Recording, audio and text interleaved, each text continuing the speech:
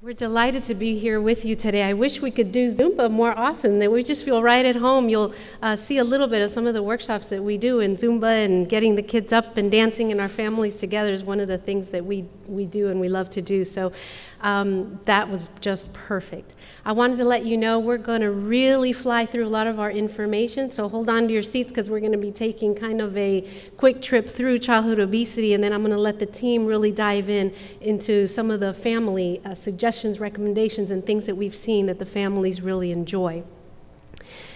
I would like to be sure that everybody has picked up a portion placemat that you should have with you, and upon your entering, it's actually right in the back table there, along with the tips for having a family meeting, as well as meet our team members. Okay, and it could be that they can pass them out to you. Thank you. So briefly, you met the team, and I wanted to be sure that you knew just a little bit about our practice and program so that you have a good idea of where we're coming from. We are a multidisciplinary team, which is really one of the few in the country, a very unique practice and program that we have. And as you can see, the child and the family is really at the center and at the forefront of everything that we do. We form community partnerships, national partnerships. We're involved in research and outcomes and publications. We have not only gardens that we go to help our children learn about being healthy, but we also specifically go out to the schools and outreach to them directly so that they do receive prevention and a lot of health and wellness education.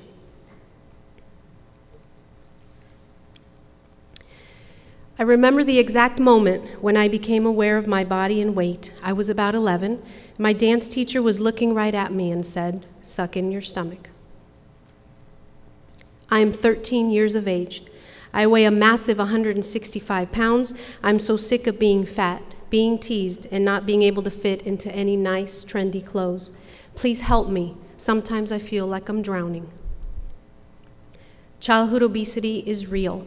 About 3 to 4 years ago, when our practice got going, our national statistics and our local statistics were really mirroring each other. We were seeing a childhood obesity rate of about 17%, and with the national rate of overweight and obese, we were seeing it very close to 50%. You'll see that in our local counties, the childhood obesity rate does not change very much from the national, and as a matter of fact, while one of our local counties, Osceola County, and Kissimmee is in Osceola County, you'll see that it's almost double what it is in the other counties. And so, 3 to 4 years later, we're seeing that although childhood obesity is changing, it still persists. We're seeing that there is a decline and there is an improvement in preschool and even the elementary school years. We're seeing that, however, that teen obesity is on the rise. Who is really affected by childhood obesity? At this point in time, really, we all are. There is really no ethnicity, nor race, nor socioeconomic status that is not affected or could not be affected. The chance of becoming an obese an adult for a child who is affected by excess weight or obesity, if they enter into adulthood as an overweight teen, is 80%. Does the family matter? Absolutely, and this is why it's so important that the family can work together. You'll see in a little bit about the medical part that we see where there's certainly genetics and medical issues that come into play. However, we do see that if one parent is obese, there's about a 50% chance. And if we see both parents affected by excess weight, then there's certainly an 80% chance, so it jumps up. And then we see from the Trust for America's Health and Robert Wood Johnson's Foundation, the 2030 projections of adult obesity. We do see that not only will the children, who will then, of course, by then turn 18 years old, who will then enter into the adult statistics, we do see that that will be a contributing factor. But we see that all states will have at least a 44% adult rate of obesity. And Florida is certainly not any different. As a matter of fact, we're seeing more than 50%. We see cases such as what's now called in the medical world diabesity, where type 2 diabetes is associated with having excessive weight. And we also see now other medical issues such as cardiovascular disease and arthritis. It's increasing about a 20-fold. We're also seeing the obesity-related health costs skyrocket in the next 10 to 20 years. So overall, the Centers for Disease Control issued a statement this year that said that overall, there has been no significant changes in obesity prevalence. So obesity prevalence remains high, and thus it is very important to continue its surveillance. So I wanted you to know, from a family standpoint, as a parent, when you go see your primary care provider, your child's primary care provider, how does that provider determine whether that child, whether your child is overweight, in the overweight category or in the obese category? So there's something called body mass index, which many of you I'm sure are familiar with, and it's a calculation based on weight and height. And based on that, we use the growth charts by the Centers for Disease Control from ages 2 to 17 years of age. And we like to see the children growing within the green area that you see there. And then once they enter into a medically overweight category, they're entering to the yellow section. And then once they enter into the red section, that is the clinically obese section. So it's not only the weight that really is sometimes one of the most important things that we look at, because BMI and weight at the end of the day really has to take other factors into consideration. And the BMI is not something that's infallible. It's not a perfect measure, but it is the screening tool that is generally accepted by the medical community today. But we are starting to see adult-related diseases even now. And many things that we did not used to see, such as liver disease, type 2 diabetes, high blood pressure, high cholesterol, we're now seeing on a daily basis in children. So it is very, very important to do what you are here now, to really learn about how, as a family, you can help your child. So why are we here? How did we get here? What kinds of things have contributed to us getting to where we are today?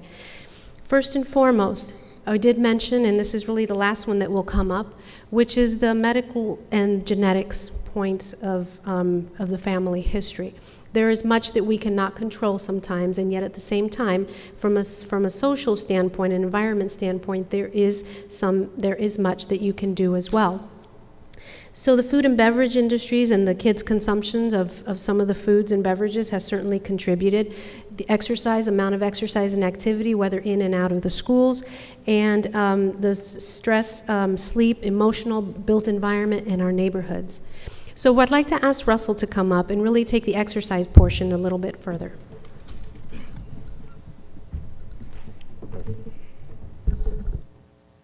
Thank you, Dr. Frost. The key note that I want you guys to hear from me today is that exercise is medicine. Exercise is medicine is accreditation that came from the American College of Sports Medicine that states that exercise and physical activity are important to health and the prevention and treatment of many chronic diseases. More should be done to address physical activity and exercise in healthcare settings. Exercise can alleviate many conditions that once required medication. Exercise has shown a reduction in the need for insulin regulating and blood pressure lowering medications. Exercise truly is a form of medication. This is a quote written by George Sheehan, and the way it reads is, exercise is done against one's wishes and maintains only because the alternative is worse. This is an ideology that we desperately need to move away from and steer away from in society today. So why use an exercise prescription? Exercise prescription, basically speaking, is a guideline for safe exercise practices. It was also introduced by the American College of Sports Medicine, and it allows the patient to have confidence in the efficacy, safety, and credibility of their exercise program. This is a sample exercise prescription in its total, and I'm going to break it down for you using the FIT principle. It's an acronym that we like to use when building our exercise programs in the program. Exercise frequency, intensity, time, and type is the acronym. So for frequency, We're going to have 3 to 5 days per week, okay? Intensity is going to be judged by target heart rate, whether or not we're exercising up into our target heart rate. The way that can be broken down for each and every person is this calculation written here, which is 220 minus your age. Then you take 60% of that number as your low range and 85% of that number as your high range. Exercise duration. The recommendation is going to be at least 30 minutes and upwards of 60 minutes of exercising in your target heart rate range. The mode of exercise can be different. For this example, I'll use cardiovascular exercise.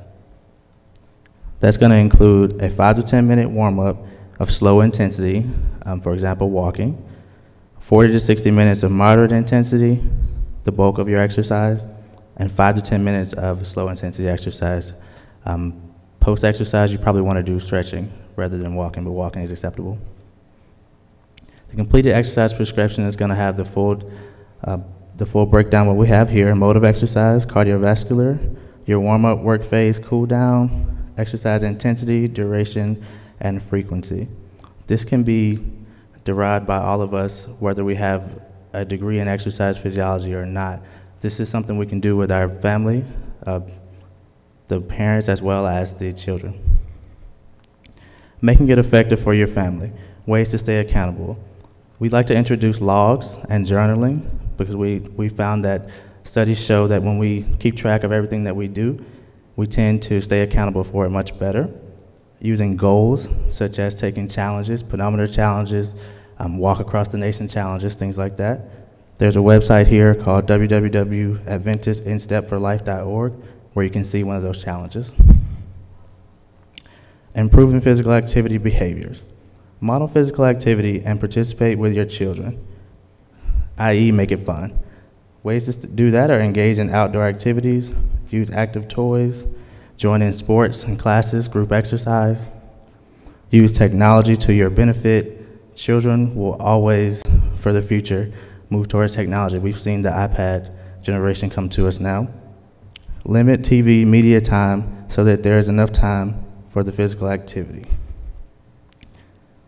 Making it effective for your family. Exercising in your target heart rate range.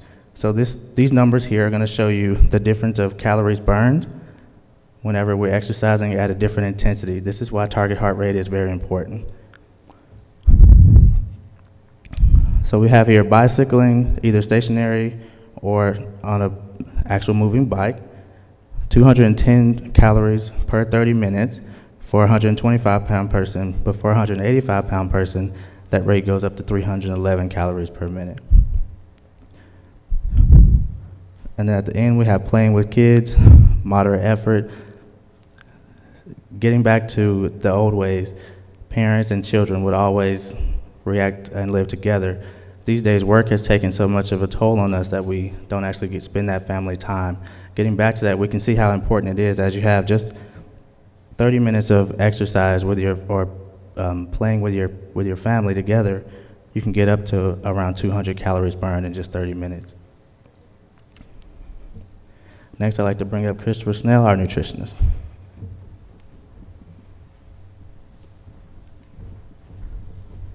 Thank you, Russell. So, again, my name is Chris Schnell. I'm the dietitian with the program. I'm going to talk a little bit about some of the things that I see on a regular basis with some of these kids.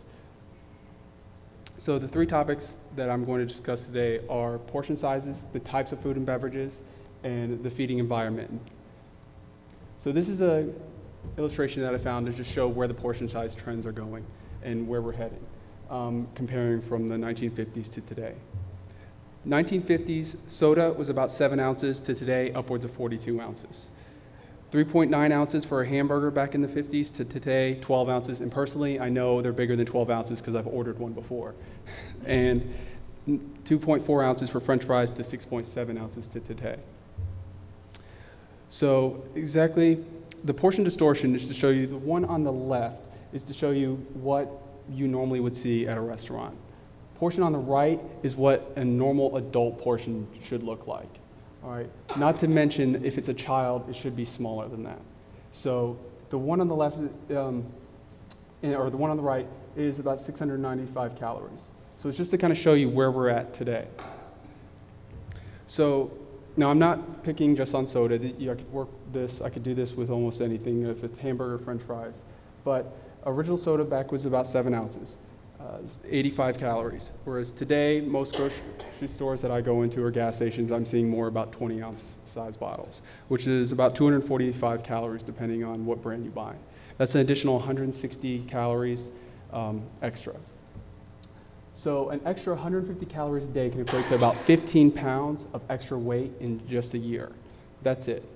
And this is a picture of me with a fork I found at Pure One Imports. I was joking around with my wife saying it's going to be the fork of the future. All right, so what do you need to do to burn off those extra 160, 165 calories? Well, 30 minutes of dancing. And I'm not talking slow dancing, I'm talking ballroom dancing. Or 30 minutes of golf. And not in a golf cart, carrying your clubs and walking the course. So what is the portion sizes? For grains, typically 1 ounce. For bread, it's going to be about the size of a CD case. Or pasta, cooked cereal, half a baseball. Proteins, deck of playing cards are 3 ounces. Dairy, milk, 1 cup or 8 ounces. Ice cream, half a size of half a baseball or half a cup. Fruit would be about 2.5 inches or about a tennis ball. And vegetables, non-starchy, about a computer mouse, or non-starchy, a cup.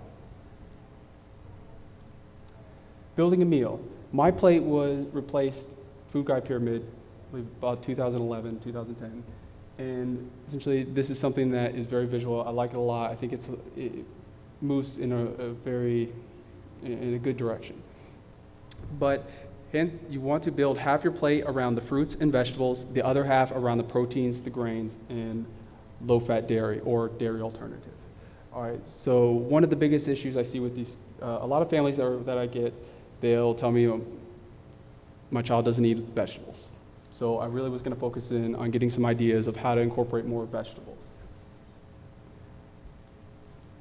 Spaghetti squash. This is one I suggest a lot. It's a way that you can incorporate, it's a squash that when you cook it, it comes apart and it looks just like spaghetti noodles. The difference though is pasta, a cup of pasta will come out to about 180 to 200 calories. A cup of this is about 40 calories. So it's just a way to kind of incorporate that might be a little bit more visually stimulating for a child. Next, smashed cauliflower. So instead of mashed potatoes, doing something more along this realm might be a little bit more visually stimulating. They might be willing to try. It cuts out about 100 calories just by doing that, replacing it with a potato. Some other ones, baked onion rings or baked zucchini fries is some other recipes I found, and also a spinach and lime ice cream. And all these recipes I found on a website called superhealthykids.com. Also, Sneaky Chef is a great web resource to use. They have a lot of great recipes. Whole grains, don't necessarily need to think of whole grains as just eating white bread or wheat bread or whole grain bread. There's other alternatives, quinoa, amaranth, bulgur. I'm really big on quinoa right now, and it actually works really well hot and cold. If it's a true whole grain, it should be the first ingredient. So that's one thing that you want to start looking for on the ingredients list. Proteins, choose healthy, lean sources of proteins, fish, turkey, chicken. Fats, monounsaturated and polyunsaturated. Oils, fish, nuts, and seeds are the best. Trans fats and saturated fats should be limited. The best way to find trans fats is if you see the word hydrogenated. If you see hydrogenated, that generally means there's going to be some form of trans fats in that product.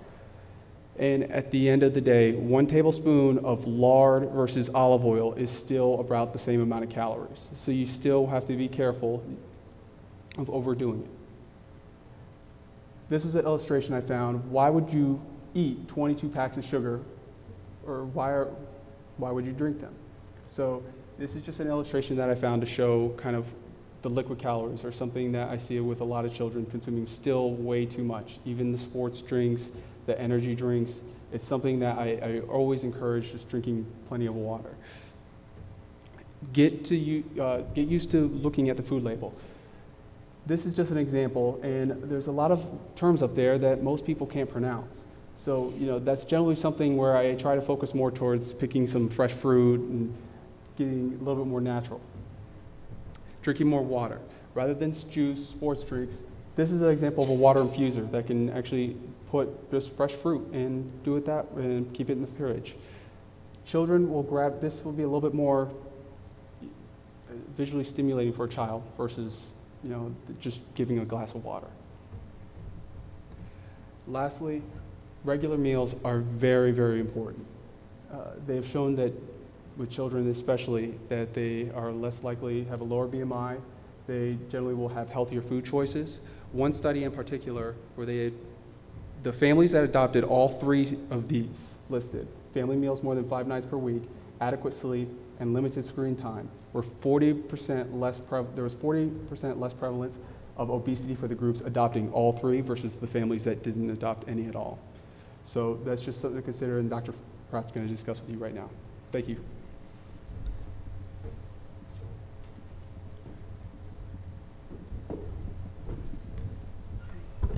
Good afternoon.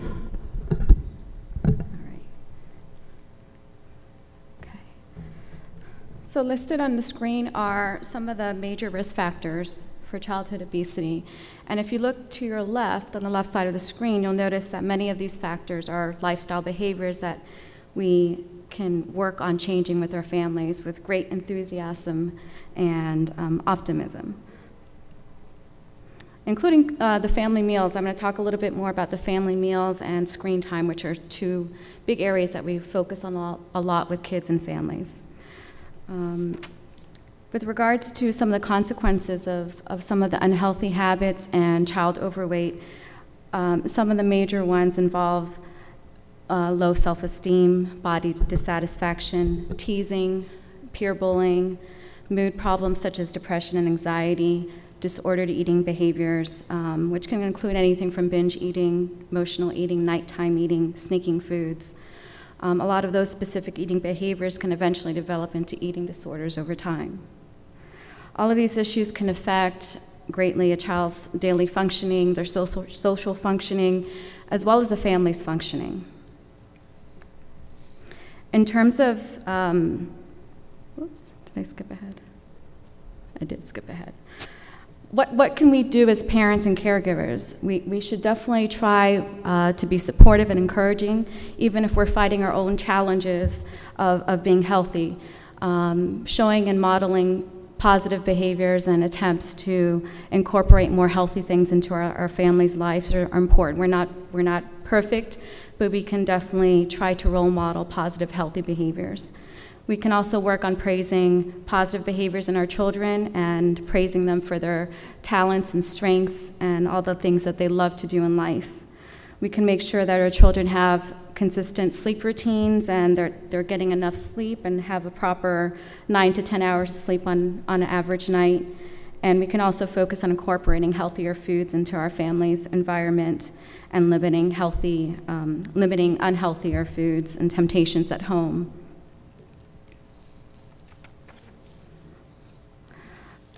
With regards to media and technology, there's a lot of research that shows screen time has kind of invaded our society in so many different ways that can affect our child's functioning. Some of the recent statistics from the Henry J. Kaiser Foundation in 2010 indicate that over 2/3 of kids have TVs in their bedrooms. And those with TVs compared to those who do not have TVs in their bedrooms spend more than 1 hour in front of their screen versus children who do not have TV in their bedrooms. And on average, kids between the ages of 8 and 18 spend at least 7.5 to 8 hours a day on media, and that includes not only TV, it includes video games, it includes tablets and laptop computers. And that's a large portion of the day that we as families can do other things with and just have more family time, family meal time, activity time outside. A couple of tips come from the CDC. They came out with some great handouts, and these really suggest that we should spend at least 1 hour of a day with physical activity, limiting screen time to no more than 2 hours per day for our kids, removing TV sets from our children's bedrooms, and encouraging other types of fun activities that include activity time. There's a known correlation between excessive screen time and childhood overweight, and research show that the more time you spend in front of screens, the more likely they are to be overweight. And this is likely because it kind of displaces that time being more active, like I mentioned, but if the kids are also spending more time in front of screens, they also get more exposure to media advertising, food advertisements. They also snack more while they're watching TV. And they're also spending their late night hours watching TV when they should be sleeping. So how can we set some boundaries at home with our children? We have a handout that we provided to you today that give you some suggestions on having a family meeting, and you can even take up some time during your family meal time to discuss this issue, which really would involve looking at how you currently spend time at home with media and how your kids spend time at home with media time. The American Academy of Pediatrics set some recommendations in 2013 is the latest update, where they suggest no more than 1 to 2 hours per day with screen time, 1 hour of physical activity, and on average 9 to 10 hours of sleep per night. With that, in terms of talking with your kids at home, it's really important to teach responsible use of all the technology that are in front of them between cell phones and tablets and the apps that kids are using, and really knowing what kind of devices and things that your children are using. And along with that, finding ways to discuss lessening that time and doing more things as a family together. The take-home message here is really to keep in mind some of the tips that my colleagues and I have talked about today, and really working hard with your families. Get your children's input on how you can incorporate some of these changes that we talked about today, and hopefully those things can help keep your family on track with making some healthy changes. On that note, I'm going to turn it back over to our moderator, Dr. Falls.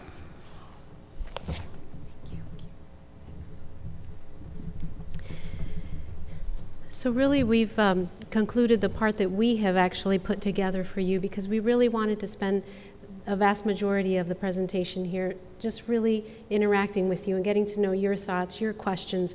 You have a group of pediatric specialists here that can definitely give you the latest and up-to-date. So we wanted to just go ahead and open up for questions and answers, and we'll welcome any questions. Yes. We have to get squash, mashed cauliflower, all that. Pancakes and chicken nuggets, that's it. So how can I make those healthy? Well, it's important to get feedback. You said it's a son, or your son? Your son? He's 4. Yeah, it's important. Honestly, it takes a little bit of practice in the kitchen. But it's very, very important for the parents to be eating vegetables and eating the right types of things on a regular basis. I eat very similar to how my mom eats, and vice versa. So, you just always pass it on. There are going to be these stages where they just are going to give you a hard time with certain foods. But if you just keep being creative with it. Now, these are just a few of the things. Spaghetti squash sometimes doesn't always work. The mashed cauliflower doesn't always work. But maybe the spinach lime ice cream would work, which is... You won't eat ice cream? All right. So, by chance, does he like pizza? He helped me make the broccoli the other night, Mm-hmm. Okay. Salt and pepper and all that. Does he like pizza by chance? No. No pizza? What foods does he like? Chicken nuggets and blueberry pancakes. Blueberry pancakes? There's actually a way where you can take vegetables, and it's all on these websites. The Super Healthy Kids, I would definitely encourage you to check out. Sneaky Chef is a great one, too. There is a way that you can make pureed vegetables and you saute it where it mimics like a chicken nugget. So it's just, you know, I mean, I've seen everything under the sun, and every once in a while I get that one kid that just will not eat anything. But, you know, you're not telling me, like, you're telling me the same thing that most families have told me. So the best thing for you to do is probably to make sure that you have the right types of foods on your plate with every meal, because that's going to be what passes on to your son. Incorporated, you know, the family meals, and rather than making our plate and take it to the table, we're actually taking the entire meal to the table. Unfortunately, he does have his chicken nuggets, but it's this is important, and then we'll see it. Yeah. It's not saying because it doesn't stink. Yeah, exactly. At least he's seeing. Yeah. You know, Chances that I will be very surprised if you would not be able to find a recipe on those websites that I mentioned that he would not tolerate. And kids too are going through different developmental stages. At 4 and 5, they want to assert their independence a little bit more. So sometimes that becomes a battle if you're trying to push certain things on them with great persistence. So sometimes you have to give them a little space, and you present it, and you don't make a big deal out of it. And they go through a phase, and that's okay. And then they get over that, and then they can broaden their variety a little bit more. Be patient, it's hard. I was going to say, it's difficult to have patience sometimes when you see that and you want them to have their veggies and the fruits and get their minerals and vitamins and everything that's in there. The other thing sometimes that we do is we make a deal with the kids, and we tell them that we like for them to at least have one bite of whatever is put in front of them, even if they need to plug their nose. When we ask them, okay, well, why? You know, why do you think that works? They'd say, well, you know, I can't taste it if I can't smell it. But your palate and your taste buds actually learn to accept a food over time. So that's another thing that we use for the kids. Yes, ma'am.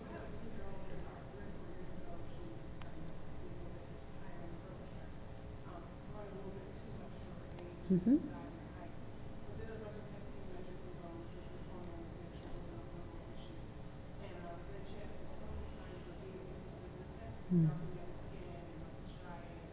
Yes.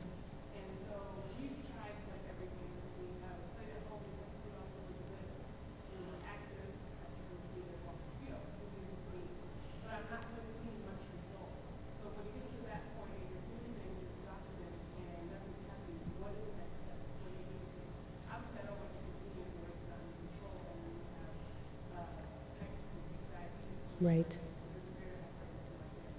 Right. So she mentioned, I'm not sure if you all heard it, 10-year-old, right, with early signs of prediabetes, which is insulin resistance, and the family tries to get out and be active, which is one of the best ways, if not the best way, of actually bringing down that insulin level. But she doesn't seem to be as open to doing exercise. Oh, she's open, but you're not seeing progress. Okay.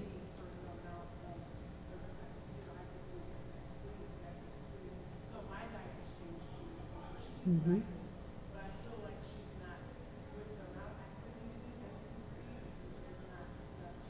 Right. Yes, and you are correct. There are some bodies that will react very quickly and are very sensitive to exercise, and there are others that will take longer. So it kind of along the same lines of what we were talking about just now is the encouragement of just the continued, the continuity of the healthy habits, practicing them over and over and over again with the family. Maybe getting her friends involved as well to make it fun. Something that really is kind of normal for everybody. Everybody exercises in my family, and everybody in, let's say, my friends do that together. So that's something that can help over the long term. The other thing to remember is that perhaps if you're not seeing the weight either go down, the other thing is to remember there's two victories that can be won sometimes that are really not obvious. One of them is that you might see that the trajectory of the weight is actually slowing down. And the other one, to the point, could be that the weight is actually holding as they grow taller, which means the BMI will come down, right? So, and then the other thing I wanted to mention is about insulin resistance, is that it is very difficult, in the beginning especially, when the body has a high insulin level. It's almost impossible to see your weight come down if your insulin level is high. Insulin is one of those hormones, along with cortisol, that is a stress hormone, and there is no way. The body really conserves a lot of the calories and the status in which it is in order to maintain that weight. So the first will be to, of course, do the exercise, eat healthy, continue to do that.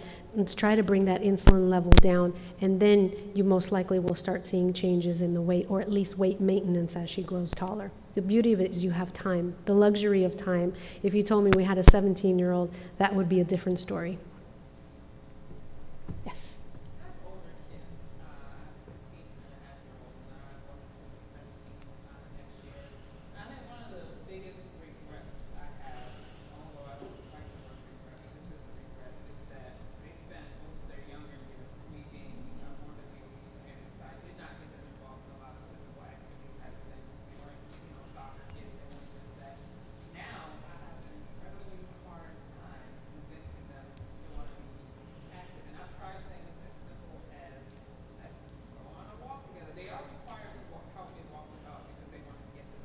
They have to help walk the dog, but anything other than that, it's really, really hard. They're not one of like concepts. It's like, oh, Mom, I don't want to do it. I'm tired. I have to do all day. And just like any tips on convincing kids who otherwise don't want to be active that they want to be active. Dr. Pratt, would you like to take that? Or Russell? Actually, activity, yes. Russell and Dr. Pratt. My suggestion would be to meet them where they are. Start with incentivizing. So if they reach this goal of exercise a day, then they get this amount of something that they like. You know them better than anyone else. And then also, like, meet them where they are. Take them on that walk. You might have to hear a little bit of, I don't want to. With most teenagers, you're gonna hear that no matter what you do. But start with, say, I don't know what your neighborhood looks like, but do you have driveways and mailboxes? Make a goal to start from yours, go to the next driveway. Next week, you're going to the next driveway, the next mailbox. Eventually, it adds up. Eventually, they become runners. Eventually, they want to join the cross-country team. That's the way that it takes a longer time, and it takes a steadfast approach, but that has been most effective. At that age, because they're in that teenage as well, you want to involve their friends if possible. And maybe that's looking into a family-friendly gym, or just inviting them along to activities or going to the park, so that their friends can kind of maybe cajole them into doing it, because sometimes when it's coming from mom or a parent, it's hard and they're going to fight. I would also suggest not to play too much into the resistance that they give into you, because the more you feed back what they're giving you with the resistance, the more that they'll give back to you. So if they resist, you say, okay, well, it's just time to take out the dog.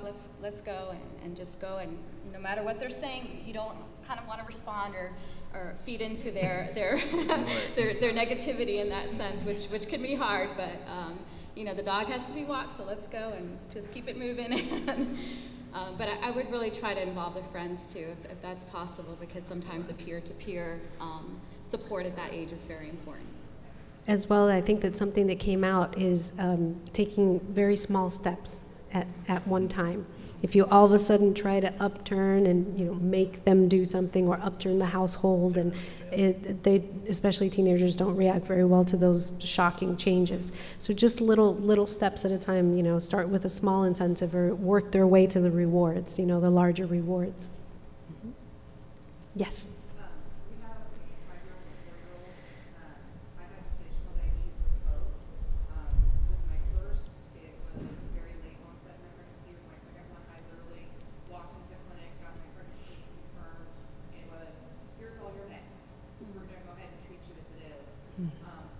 Both of my children are in the 95th percentile for everything. We're talking head circumference, height. I don't make babies, I make toddlers. Right. I'm most concerned about my youngest son, because they're 18 months apart, and he is literally almost as big as his older brother.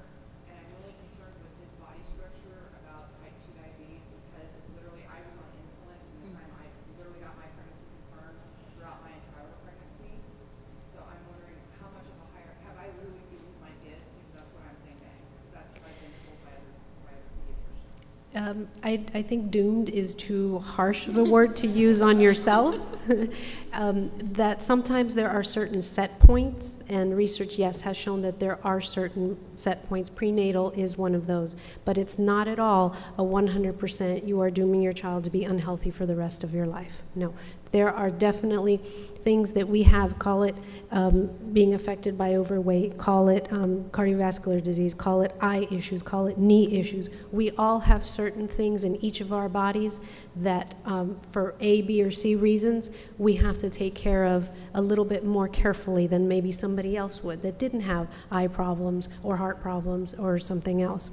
So I think the important thing will be to just continue to have a healthy household, and that is what they learn, is that this is, you know, our household, this is what we do, these are the healthy things that we do. It's very important to try to not kind of point out one child more than the other, right? It's just everybody's doing this together. There are definite different bodies, different body types, and we see that certain body types definitely have more challenges than others do. Yes. Yes, absolutely. Yep. And it could be that your son, well, yeah, and it could be that he may never plot normal on a BMI chart. I never did. I never did. Never. I'm 6'1". Yes. I'm actually one of the shortest of my family, other than my 2 great-grandmothers. All my aunts are taller than me. Absolutely. Absolutely. And so that's why I wanted to be sure that you guys understand that it's the best medical screening tool that's available, but it's not at all the tell-all. It's not the final, you know, this is it, this is 100% and all of that. The importance is going to be that the healthy habits are there and that the blood work is clean. The blood work is, you know, spotless. That's one of my biggest goals, yes, is to be sure that the blood from the inside out, you know, is clean.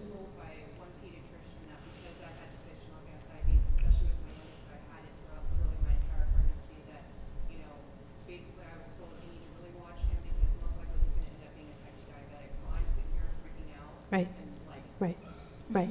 But just, I would take that as, again, as if something else. It was something else that they told you. And then just know that, and he may need to know as he grows older, that his body might be more prone to that. But that there are certain things that you guys as a family and he growing up will be able to do. Okay, to either offset that or just to be able to get it to the point where, you know, maybe he needs a little medical intervention as he gets older, but it's not a 100% he's going to go there. Mm-hmm. And you want to change it from like the doom perspective to empowering. You know, yes. You have a lot of control. He'll have a lot of control as he gets older. Yeah, like. I believe we have time just for one more. We're hitting the last 2-minute mark. If there is one more question, yes.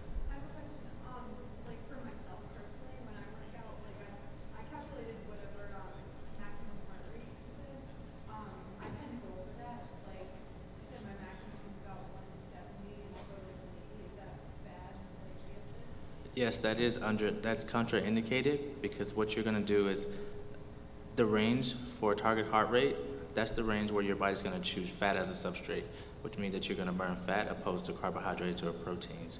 Mostly. There's a percentage, but that's where the most of your substrate usage goes to fat. When you're over that range, that's reserved for things like picking up helicopters and, you know, saving your life. And it's not the best benefit from exercise. It's almost impossible for you to exercise at that rate for as long as you need to reap the benefit of that exercise for that day.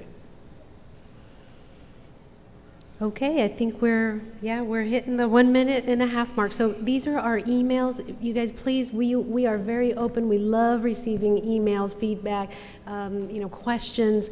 Please jot those down and email us. We're so happy to have been here with you, and thank you so much for having us today.